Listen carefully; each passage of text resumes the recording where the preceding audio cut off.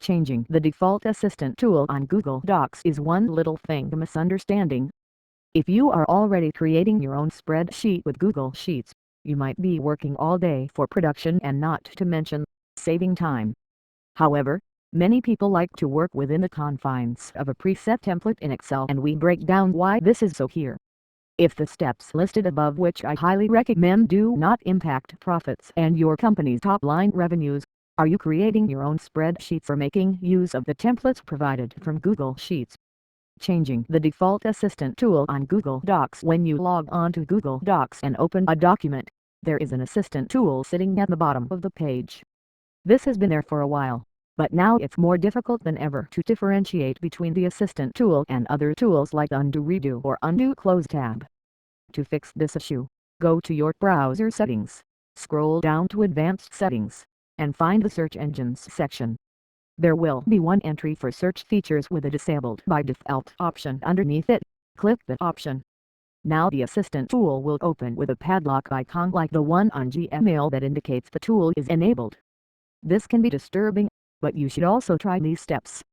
Go to your Google Docs setting and disable Add-Ons. Go to your browser settings, find Add-Ons and click Manage Add-Ons. Click on Administrator and then look through the functions added by an extension. Remove anything you don't want or are unsure about. Differences between Microsoft Excel and Google Sheets. In Microsoft Excel, the mode of Live Preview is revealed by the Tab command. In Google Sheets, pressing Tab appears to be used for a different function, switching between pivot tables and subcategories. However, there are features that were abbreviated in Excel and not in this program, so there will always be some confusion when trying to use similar commands. Software compatibility. No difference between Google Sheets and Microsoft Excel. What is the difference?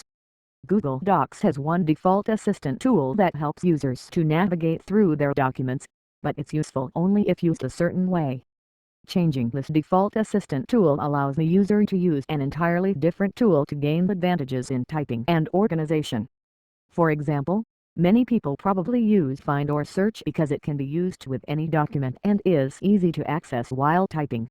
However, Keyboard Shortcuts is a different type of assistant tool that helps the user organize their file and type more quickly after each word entered into the text box. This same scenario happens time and time again with users. Most people are familiar with the default tools, and many don't realize that by changing the default tools, they can not only become more organized in their current document, but also gain advantages over other users of their files. Therefore, it's recommended for businesses to encourage employees or visitors to change the tool that is enabled after using a particular feature. This will allow them to plan differently about actions in their various documents for both single or multiple. What are some more examples of when to use one over the other? The two Google Assistant tools are different in how they interact. For example, while the natural dialogue is often free-flowing, trying to make a decision whether or not to propose marriage requires more input from the user than saying BOOP. Whereas with the Google app, you know the user change their relationship status or future plans. The assistant makes those predictions and offers up appropriate responses provided a good amount of data has already been collected. B. Hortholm said. Imagine walking into an Apple store and asking their digital assistant to set you up with someone. It would be able to pull up all your past emails, text messages, etc.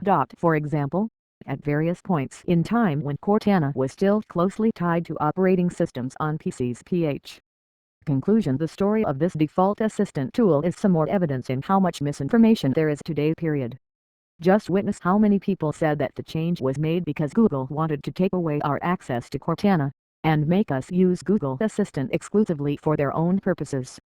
One day the world may be convinced that everything about technology has to happen in ways that are non-linear and unexpected because it appears as if everything Google does is based on gaining market share in the US market.